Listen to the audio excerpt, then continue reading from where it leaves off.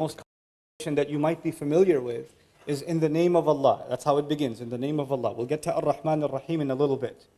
But when you say in the name of Allah, it's the Arabic word ism that has been translated as name. But actually the Arabic word ism comes from the original wasam. And wasama in Arabic as a verb means two things. It means a mark, some kind of brand, like sometimes they would have animals, anybody's horse, it could be there's a lot of white horses, and is it mine or is it yours? So they would put a brand on the horse. So now I know this one's mine.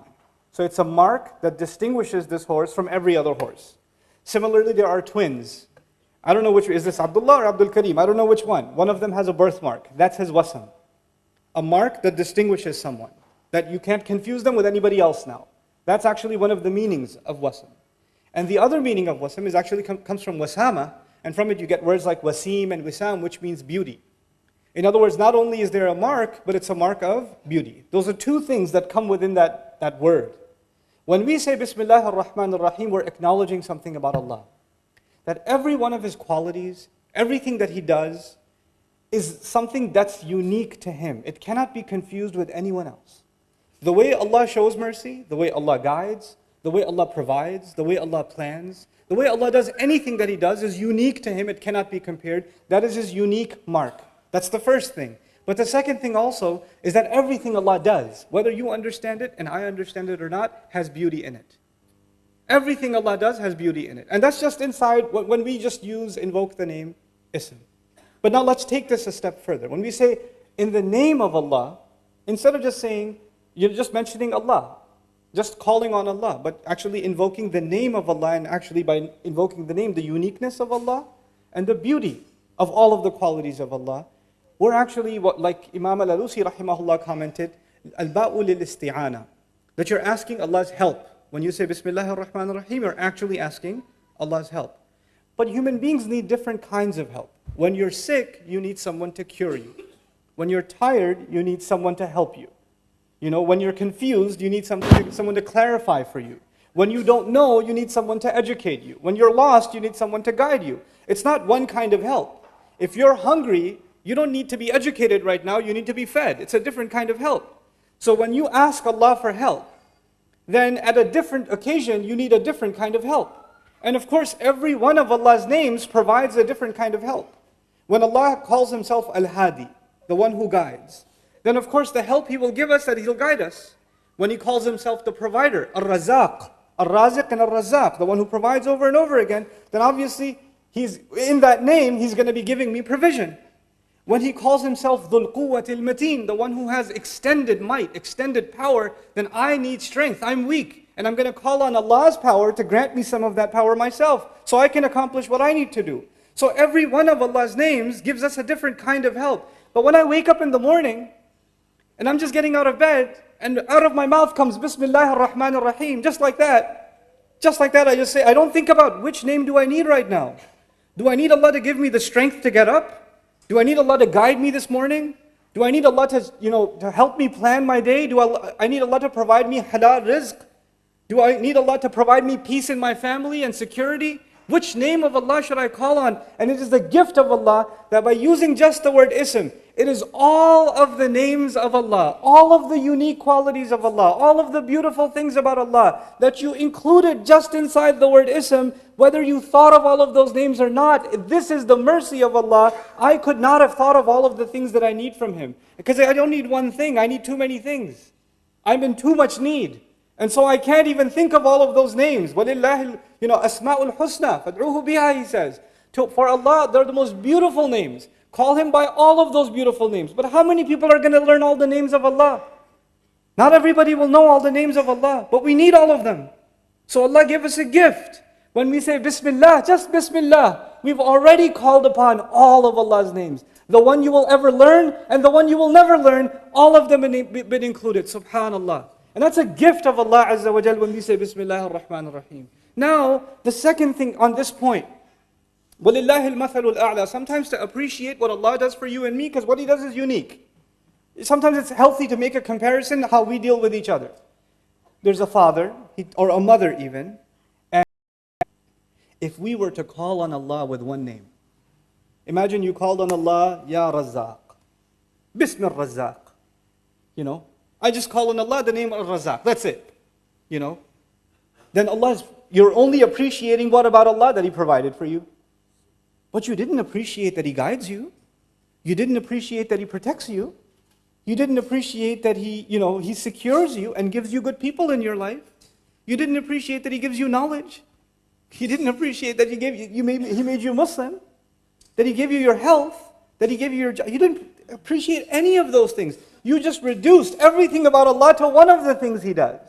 One of them. And Allah kept us from reducing Allah Himself subhanahu wa ta'ala because that's offensive. We wouldn't even know. وَيُعَلِّمُكُمْ مَا لَمْ تَكُونُوا تَعْلَمُونَ He taught you what you couldn't have even known. We would have even been praising Allah and it would have been offensive because it's just not enough. So He gave us Bismillah. He gave us this phrase. And now when you call on that phrase, the believer is supposed to become filled with gratitude. We're supposed to be overwhelmed in how much and how many ways Allah helps us. And how many ways Allah provides us. There are no other relationships like this one. I go to my teacher for knowledge.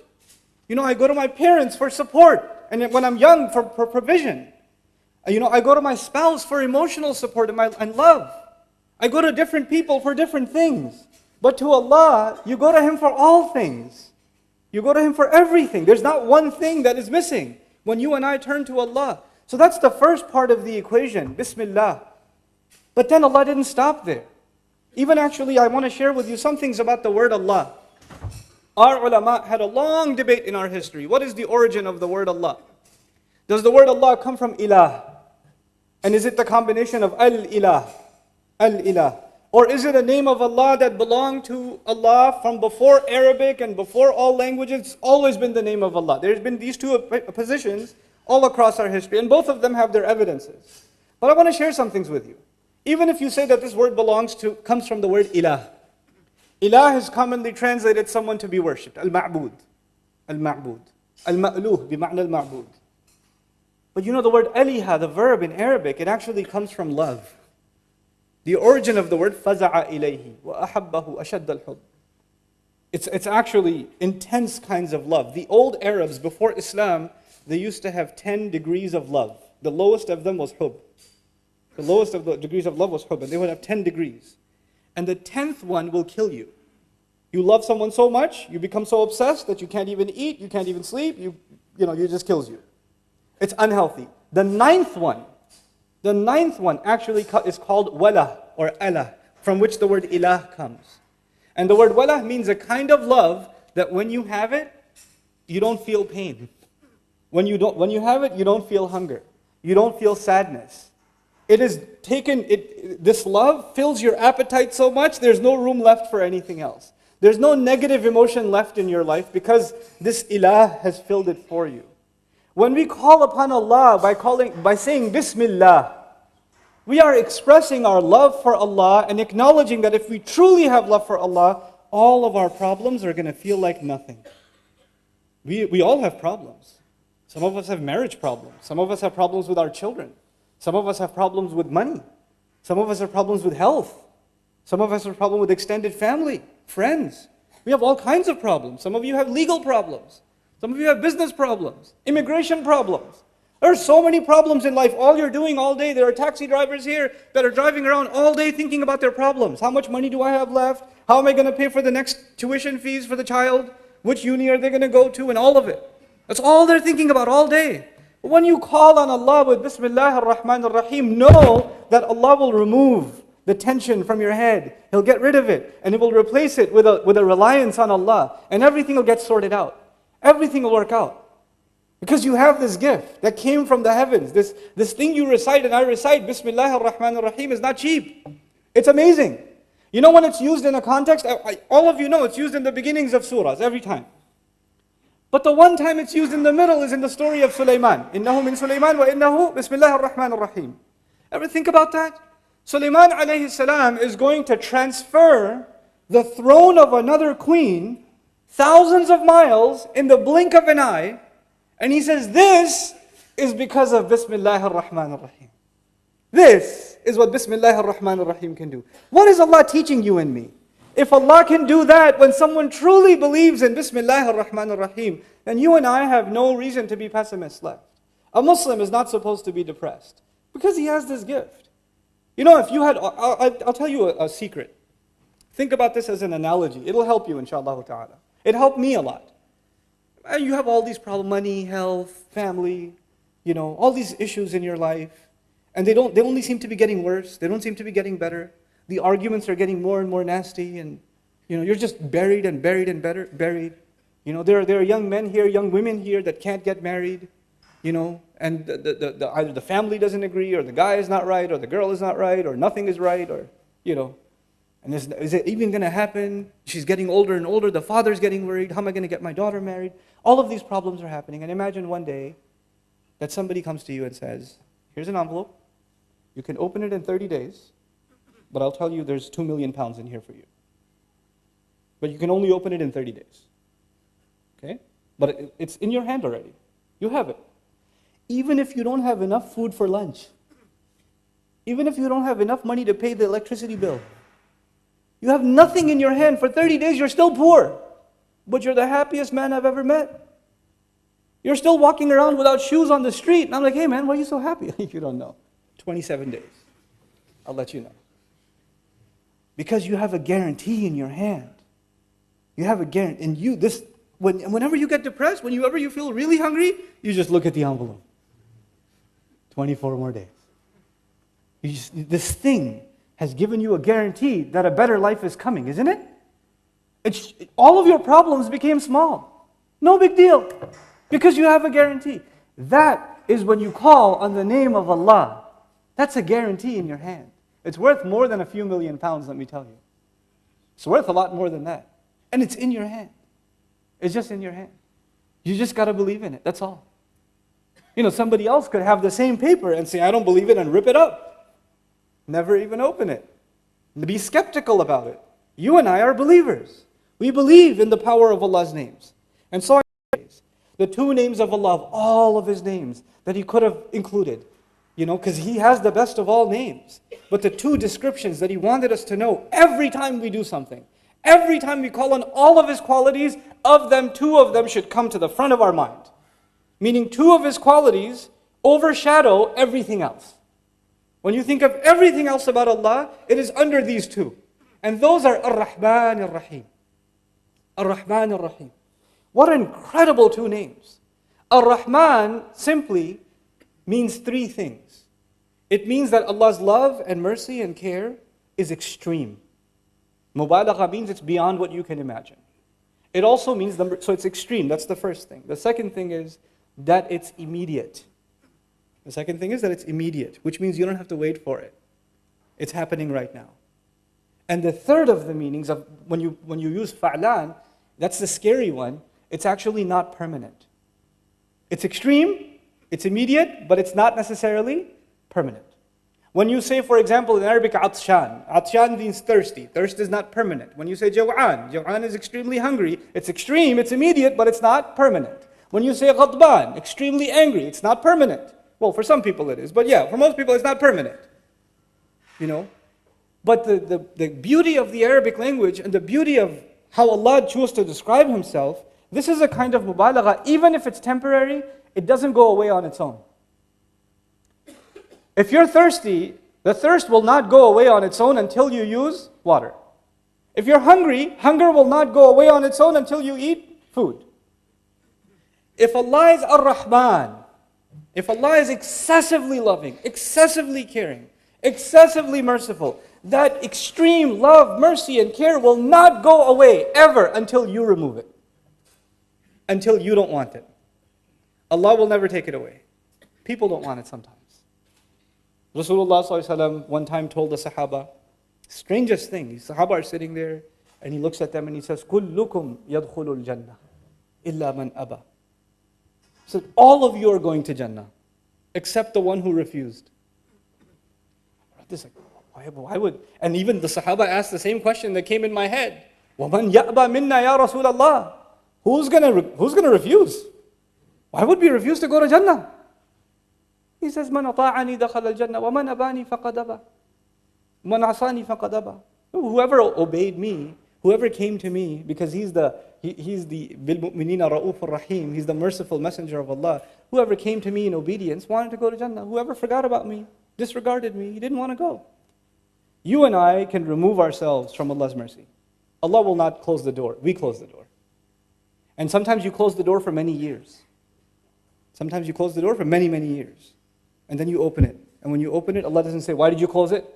Get lost. I don't want you anymore. He doesn't do that. The door remains open. The doors of Allah's mercy and His care and His love remain open. The last of these names is Ar-Rahim. And as I leave you with Ar-Rahim, two things I want to share with you. Ar-Rahim actually fills the void of Ar-Rahman. Ar-Rahim is a sifa mushabbaha, they say in Arabic, something that is permanent. So don't you worry. Allah will take care of you right now, immediately. And if you're worried about tomorrow, He'll take care of you tomorrow too. You know, it's human nature. If you're really hungry, and your wife says to you, what do you want to eat next week? You say, forget it, woman. What do we have right now? I don't care about next week. I'm starving right now. Once you finish eating, and your stomach is full, then you say, so what were you saying about next week? You don't think about the future if you have a problem in the present.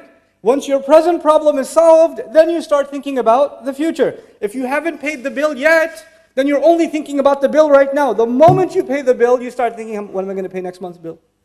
You think about the future. What did Allah do? Allah took care of your immediate need when He said Ar-Rahman. And He took care of your future when He said Ar-Rahim. He took care of your future. Both of them. And in the right order. Because human beings, كَلَّا بَلْ تُحِبُّونَ الْعَاجِلَةِ, you love to rush. You love the things that you need right now. You're obsessed with them. أَلَا يَعْلَمُ مَنْ خَلَقَ. Doesn't He know who He created? He gave me Ar-Rahman first, then He gave me Ar-Rahim. And so I leave you with the last of these many treasures of Bismillah ar-Rahman ar-Rahim. Bismillah ar-Rahman ar-Rahim is what they call in Arabic shibhu jumla. إنها ليست جملة. It's not a sentence. It's actually what's called in English grammar a fragment. Okay, it's a piece of a sentence. For example, if I say in the car is not a sentence. If I say there's a person in the car, now that's a sentence. In the car there are a lot of people. That's a sentence. But if you just say in the car, it's not a sentence. When you just say in Allah's name, that's not a sentence. That's an incomplete thought. There's no mubtada, there's no khabar, there's actually a muta'alliq, it's just a jar majroor, the Arabic students will know. There's no fi'l. Some grammarians, when the mufassirun studied this ayah, they said, wow, this is incomplete. How do you complete it? There must be a fill in the blank. So they say it must mean abda'u bismillah ar-Rahman ar-Rahim, or abtadi'u bismillah ar-Rahman ar-Rahim. I begin with the name of Allah. You might have seen some English translations that say I begin with the name of Allah, even though the words I begin are not there. They're just not there. So the question is, why aren't they there? And that's what I hope to share with you now. Allah Azza wa Jal in His wisdom, the one who allaman al-bayan, right? He taught us how to speak. He knows how to speak. When He wants to make a full sentence, He will make a full sentence. When He wants to give you half a sentence, He will give you half a sentence. We don't judge Allah's speech by our standards. Our speech is judged by Allah's standards. He's the one who taught us how to speak.